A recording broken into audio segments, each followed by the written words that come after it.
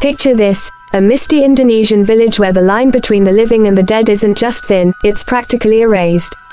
Enter Lela, Akmeni Hak, channeling raw terror with every wide-eyed glance, a reluctant apprentice in the ancient art of Pemendi Jenazah, the sacred ritual of washing corpses before they meet their eternal rest.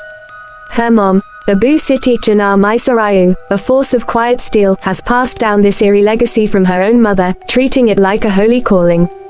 But Lela, she's got dreams of glam, brushes and blush, not buckets of ritual water and stiff, staring bodies.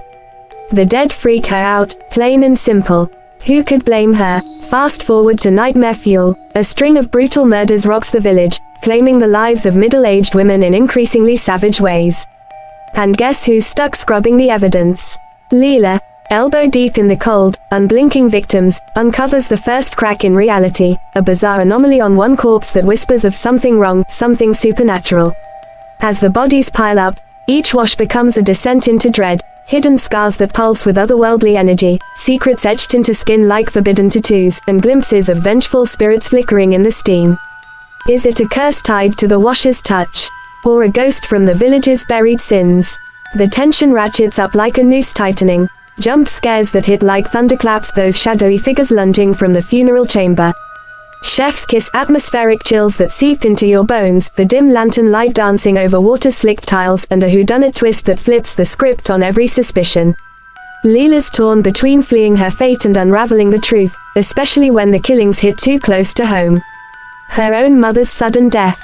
A gut-wrenching turning point that drags her into the abyss, haunted by ethereal whispers and visions of a tormented past.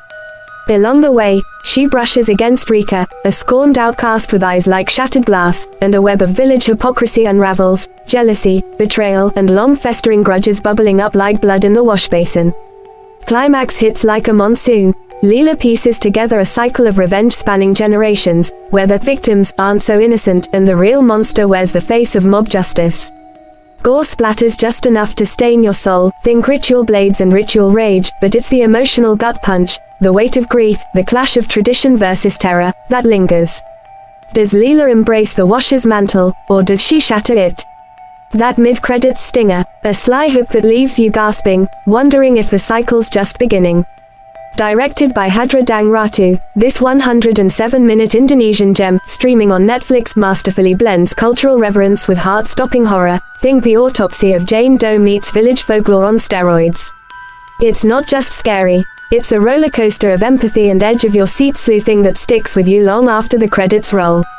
If you're craving horror that's smart, soaked in atmosphere, and served with a side of social bite, The Corpse Washer will scrub your boredom clean. Lights off, volume up, your pulse won't thank you, but your thrill-seeking soul will. What's your next ritual watch?